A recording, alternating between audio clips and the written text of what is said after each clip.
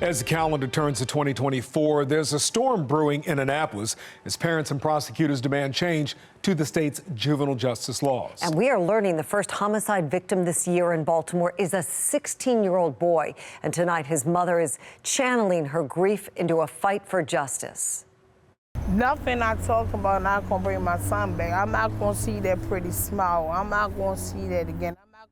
Well, tonight, our team of reporters looking into the state's juvenile crime response as lawmakers prepare to return to Annapolis on Wednesday. We begin with Fox 45's Keith Daniels and the message of a mother who's grieving her murdered son. Keith. Wakai Mary, Noah Gibson was a student at Carver Vocational Technical High School. His young life cut short over the holiday break.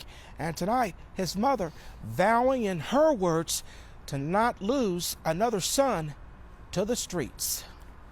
In Baltimore, the face of the city's first homicide victim of 2024. Outside her home in West Baltimore, Shantrese Gibson, the mother of the young shooting victim, with the name behind the number. Just to know, my son's name was Noah Ezekiel Gibson. And he was just a big heart. He was lovable. Gibson says her son had just turned 16 years old. I love my son with all my heart. That was my baby. Investigators say officers found Noah shot in an alley on Gorman Avenue near West Baltimore Street after responding to a shot spotter alert just after 2 a.m. January 2nd. A neighbor's back alley camera picking up the sound of about a half dozen gunshots. Who did the shooting and why? Questions so far unanswered. My main thing is why. When children are doing something wrong, you don't have to pull out a gun. You know, there's other ways of handling situations instead of handling it how way that you feel like you want to handle it. Her son, one of the latest victims of the city's juvenile crime crisis, young people, both victims and perpetrators of the violence. Gibson says her son was not perfect, even admitting at one time he'd been under the supervision of the Department of Juvenile Services, not saying exactly why. When you are a parent, and everybody knows when you're a parent, we can't control our children all the time. You know, our kids get older. You got to make your own decision or make the right decision. Meanwhile, the search for a suspect in a deadly shooting that took a mother's son away. Nothing I talk about not going to bring my son back. I'm not going to see that pretty smile. I'm not going to see that again. I'm not going to see him coming into my mom hungry and, you know, things like that. Well, if you have any information that can help homicide detectives, they want to hear from you. You can remain anonymous by calling Metro Crime Stoppers. Well, live tonight, Keith Daniels, Fox 45 News. Keith, thank you. Well, we have seen several young people fall victim to gun violence in recent months. As of 2023, also got off to a violent start. On New Year's Day last year, 17-year-old Deja Garrison was killed in a double shooting in East Baltimore. A 27-year-old was sentenced earlier this week. He faces 60 years in prison.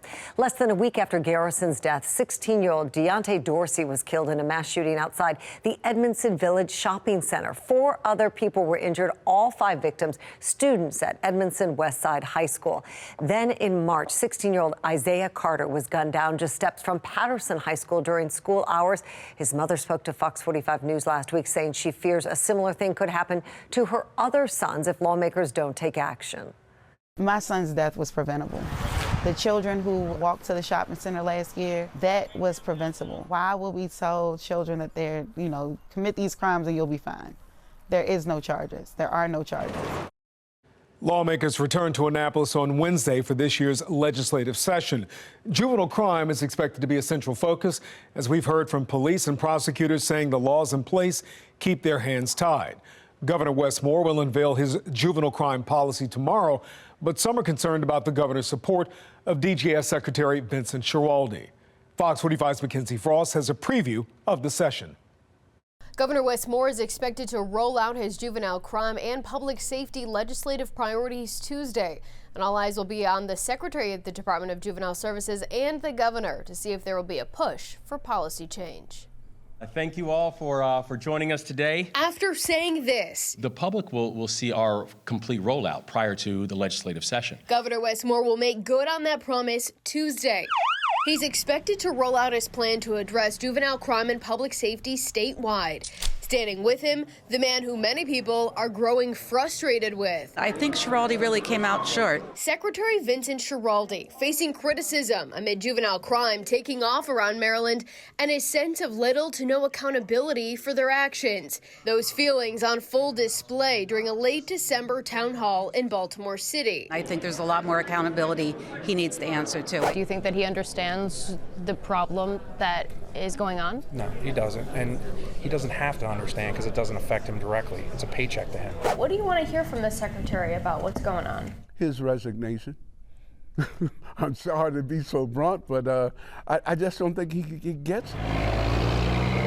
Despite pressure mounting for change, Governor Moore standing by his pick to lead DJS. We needed to get a reformer, a person with a history of reforming systems, inside of that seat. Meanwhile, prosecutors, police, and parents all calling for change to the juvenile justice policies. We can only hope that they'll not listen to just folks like me or my 23 colleagues across the state or the chief prosecutors in their counties, but hopefully they'll listen to their citizens, because their citizens are saying the exact same thing. Enough's enough. They catch these kids, and then 2 hours later they're released. If you do a crime, you've killed someone, you've stolen a car, you're committing theft repeatedly, I don't understand why there should not be a response. Some of our laws that have been passed recently do make it a little more challenging for us to hold them accountable. DJS is making moves ahead of lawmakers returning to Annapolis Wednesday.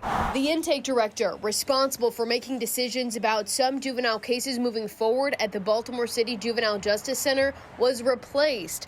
A DJS spokesperson telling us an acting intake director was installed on December 21st. That staff shakeup coming after two teen suspects, 12 and 14 years old, were brought to the BCJJC after Baltimore City arrested them in connection to this violent attack near Patterson Park in November. The teens released to their families, facing no charges, and lawmakers like Senate President Bill Ferguson and Delegate Lou Clippinger demanding to know why the policy wasn't followed. Sources close to the investigation tell Fox 45 News that 12-year-old in the case is the same young kid who was picked up for robberies and stealing cars in Baltimore County more than a dozen times last summer. The personnel changes, in line with what City State's Attorney Ivan Bates says is a culture Secretary Schiraldi is dealing with inside the department. I believe, talking to Secretary Schiraldi, he really gets it. But I also think that he's dealing for culture and DJS, where you have individuals who just don't want to ever, no matter what young people do, ever want to have a young person detained.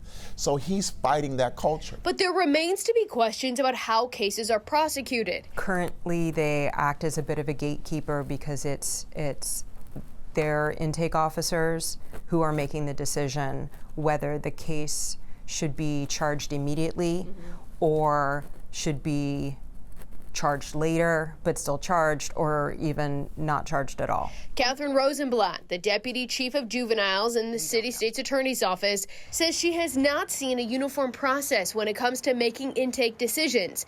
And that's why Bates says he wants some of the guessing removed from the process. Bates says last year, almost 33% of those were individuals based on our research and analysis that says these are cases that should have gone to a juvenile magistrate, and DJS should not have been allowed to make the call. That's exactly why I've been yelling, screaming, tweak this law and just say DJS does not have a say, but yet let's give it straight to the judge automatically with certain offenses.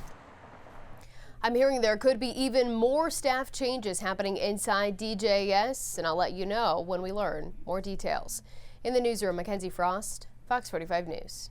Baltimore mother Crystal Gonzalez also sharing her frustration with the state's juvenile justice system in the wake of her daughter's murder. Aaliyah Gonzalez was one of 2 people killed during the Brooklyn Day mass shooting last July.